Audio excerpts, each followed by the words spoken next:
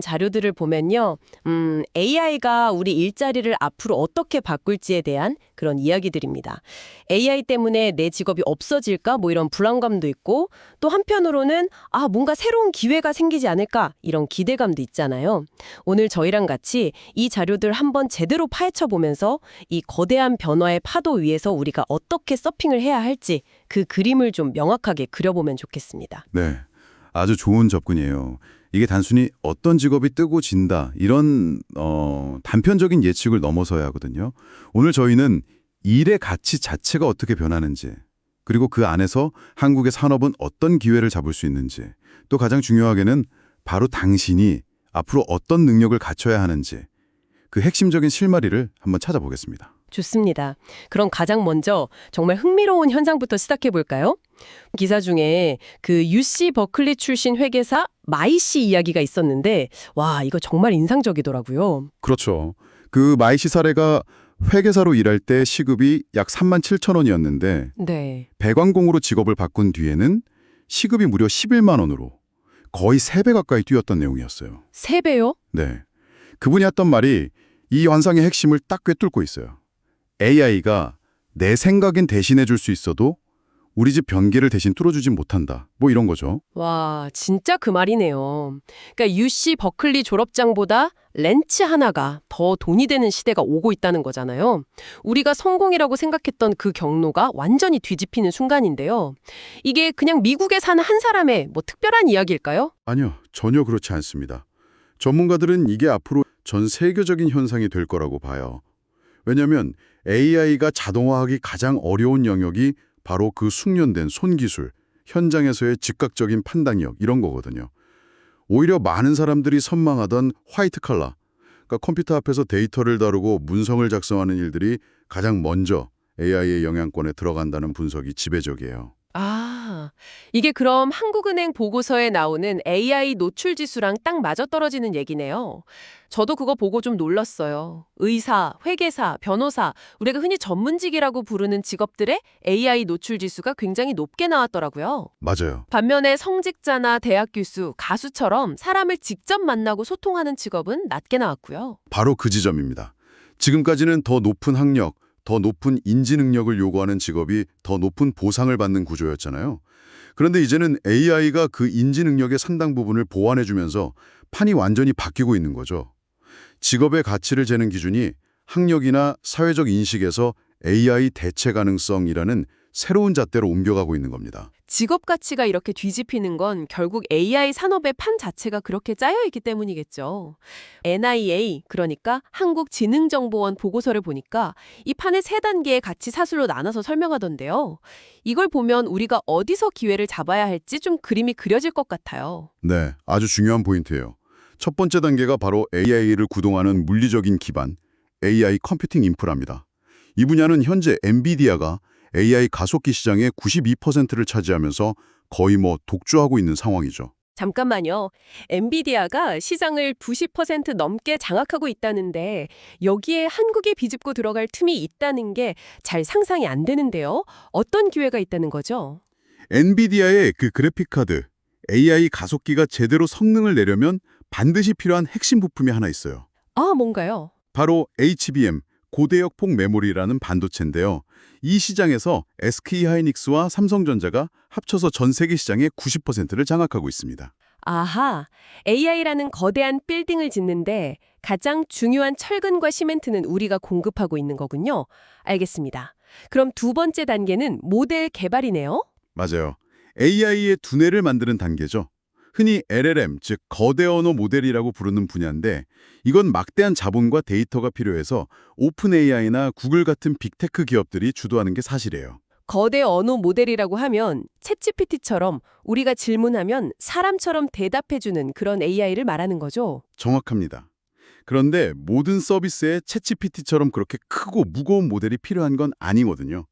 예를 들어서 법률 문서만 분석한다거나 의료 영상만 판독하는 것처럼 특정 목적에 최적화된 좀 작은 맞춤형 AI 모델에 대한 수요가 폭발적으로 늘고 있어요.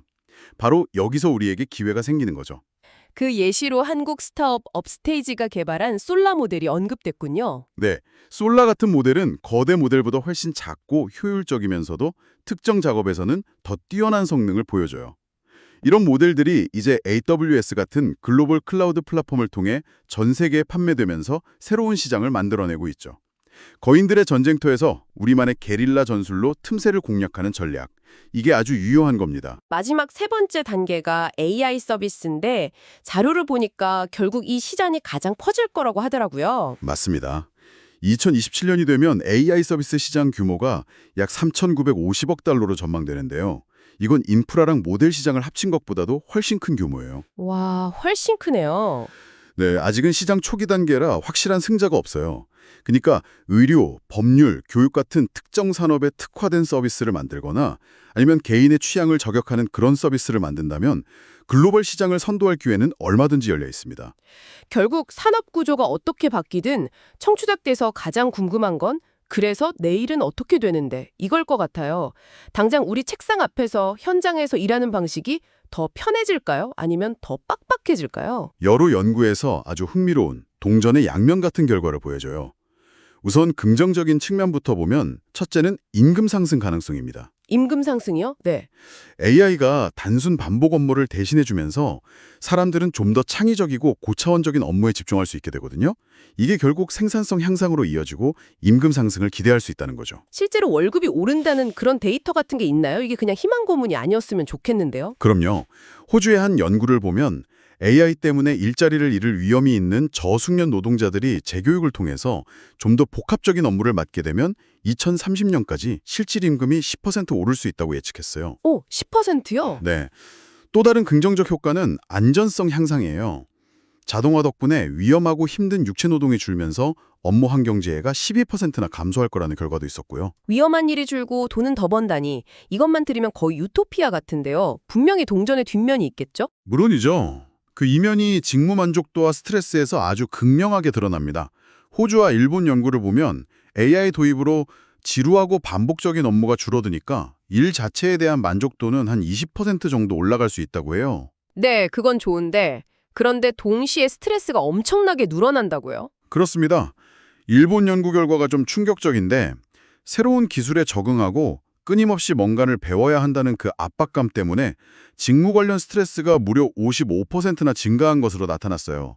AI를 도입하지 않은 기업의 스트레스 증가율이 30%였던 것과 비교하면 엄청난 차이죠. 와, 스트레스가 55%나 증가한다고요? 일이 지루하지 않게 되는 건 좋은데 그 대가로 머리가 터질 것 같은 스트레스를 받아야 한다면 이게 과연 좋은 변화인지 잘 모르겠네요. 결국 몸은 편해지는데 머리는 더 복잡해지는 거군요. 정확히 보셨어요. 편안한 안정의 시대가 아니라 역동적인 성장을 끊임없이 강요받은 시대가 오는 거라고 할 수 있죠. 그렇다면 이 요동치는 세상에서 살아남으려면 우리는 대체 뭘 준비해야 할까요?